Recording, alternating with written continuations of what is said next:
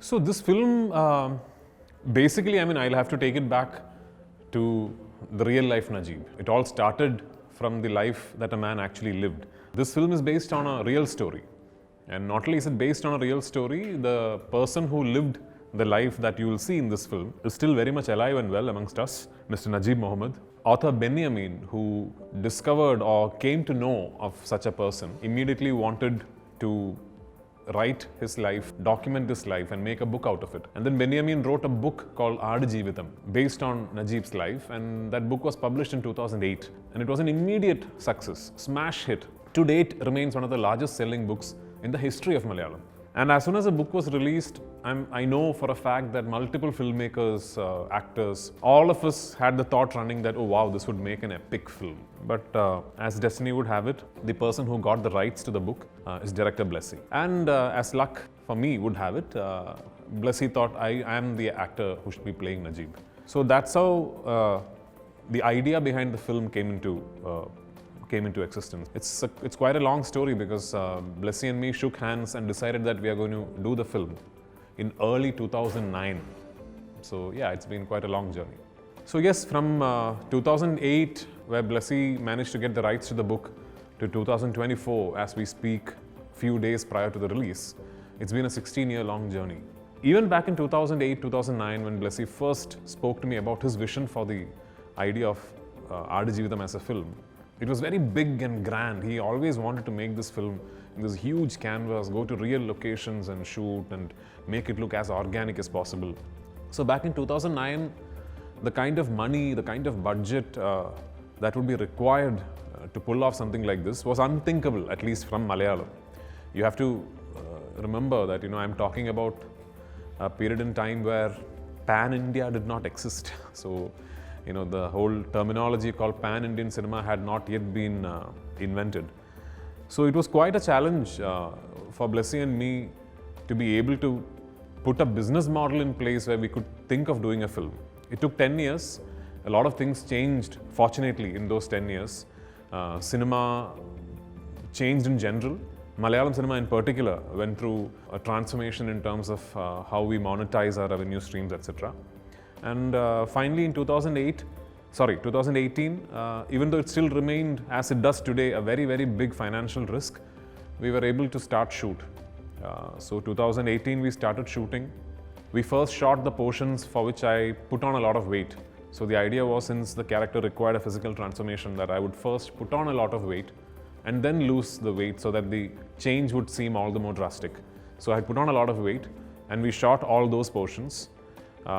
First in Kerala, then we went to Jordan and shot the desert portions where I was required to look fat. And then we stopped shoot, and the idea was that I will be given about 7 to 8 months to lose as much weight as I can. And I ended up losing way more than I anticipated. I ended up losing 31 kilos and I looked like a different person, which you will see in the film. And we went back to Jordan early 2020 and we started shoot on the slim portions in the desert. But unfortunately, few days into the shoot, COVID-19 struck the world and the shoot had to be stopped and everything came to a standstill. We were stuck, the whole crew was stuck in Jordan in the middle of a desert for almost 3 months till we managed to get a repatriation flight and came back to India. At that point in time, Blessy and me, we had no idea what was ahead. We didn't know what was on the other side of the pandemic. We didn't know if we could ever be, if we would ever manage to regroup and finish the film. And it was quite heartbreaking because by then we had already invested so much of time, effort, money, everything into the film.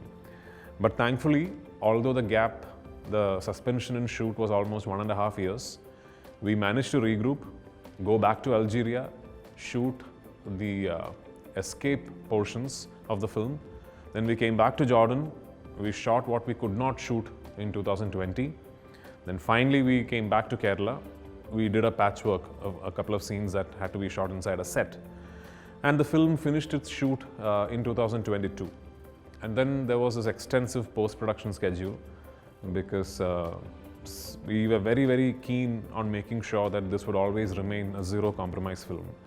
So every facet of the post-production process, from sound to music to VFX to color grading, everything took a lot longer than it usually does for a film.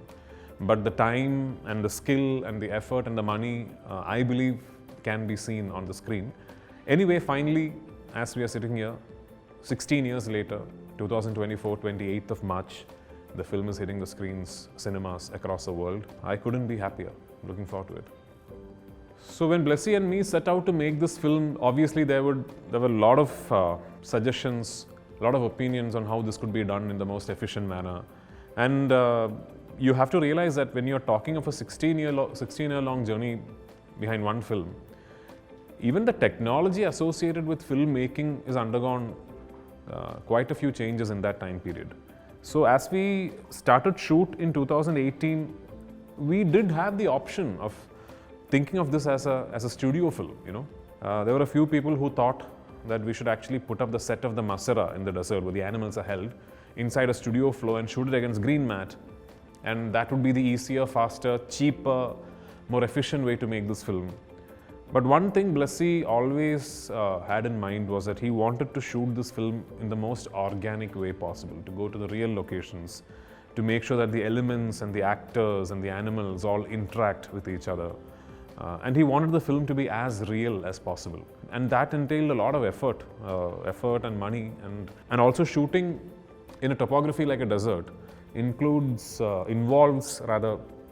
taking into account multiple factors that are beyond our control, like light, weather, climate. Blessy even went to the extent, Blessy and Sunil, our cinematographer, even went to the extent of charting each scene and deciding, okay, this scene has to happen within the story at this particular time of the day. So then there were multiple scenes, like say for example a sunrise scene. The actual sunrise light in the desert would only last for about 15 to 20 minutes as the sun is slowly peeping through from the horizon. When the sun comes up a bit, then it becomes very bright in the desert. So you would get about 20 minutes, 25 minutes of this actual early morning light, like just before sunrise. And there are scenes that need to happen in that light in the film. And this would be like one scene shot across 25 sunrises, you know, through 25 days. Same thing for a scene that we thought should happen when the sun is dead on top with absolute top light beating down on the actors. So we got that right. We made sure that the scenes that needed to be shot in a particular time of the day was only shot like that. There's a sandstorm sequence in the film. In Vadiram where we shot, we get these sandstorm alerts that at this particular date that you are in, you know, there's a warning for a sandstorm. And usually if there's a sandstorm alert, you do not go out. You don't shoot that day. But you know, the filmmaker that Blessy is, when we got this entire dates of potential sandstorm alerts in Vadiram, Blessy started thinking in terms of how can we shoot in the real sandstorm. I don't know if anybody's done that. But the technical crew in terms of the camera operators and all, they said, it's impossible, the cameras and everything are going to get spoiled. But then Blessy said, no, I really want to capture the actual sandstorm, and if there's something that happens to the cameras, I'll guarantee that I buy you a new camera and all that. And we shot inside a real sandstorm. So the sandstorm sequence you see in the film, of course there is VFX involved, there is CGI involved, and not all the shots, but there are a lot of shots in that sequence that we shot inside an actual sandstorm. The primary thanks for that has to go to this one man called Blessy, our director. Because like you rightly said, all the others involved in the project, myself included, we have all done other films in between this journey, you know. But director Blessy for the last 16 years has been singularly focused on this one film. And I think it's his conviction, his laser-like focus, you know, his belief in what he's creating that led the team, that made sure that we were all traveling coherently in the same direction. And it's a privilege to have worked with such a visionary leader, such a world-class filmmaker who set aside such a big time, such a big phase of his life to create that one big masterpiece he wanted to. So that's truly inspiring for me. I think Goat Life is mostly about the resilience of the human spirit. And like most survival stories, the common foundation that all these survival stories will always share is the resilience of the human spirit. It's just one man fighting against all odds, all the adverse circumstances to make it out of there. And the fact that it is a true story makes it all the more incredible. More than anything, I think what you will connect with when you watch The Goat Life is that one glorious celebration of the human spirit and the strength of the human mind.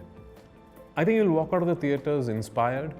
We are going through a time and age when I think the human mind and our resilience is becoming progressively fragile due to various reasons, due to the age and time that we are living in, due to the fact that our world sometimes exists in something that is not real, like the digital domain.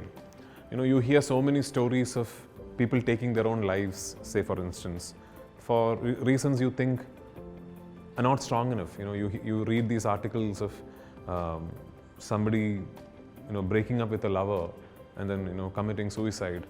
To put it in perspective, when you look at someone's life like Najib's, all the adversities that he had to go through, the circumstances that he had to fight against, the challenges that were posed in front of him, when an actual living man can take on so many odds and fight through it and survive them and reach the other end of it and then be able to tell his tale to the world, I think is a truly inspirational figure. More than anything, I think when you walk out of the theatres, I hope and I pray that you feel inspired in life. So this is not a film that has very many characters, but of course the few characters that are in the film all hold pivotal roles within the plot. There is of course Najib, the protagonist that I am playing. There is Hakim, played by this new actor called Gokul. That's a very, very important role in the film. A character called Ibrahim Khadri, extremely pivotal, played by Jimmy Jean Lewis, again a wonderful actor in the film. Then within the film you don't really name their characters because they are only addressed as arbabs, which I think literally translates to owner. So there are two arbabs in the film. The main arbab being played by Talib, again a great actor from Oman, and the other arbab being played by Rick, another wonderful actor from the UAE.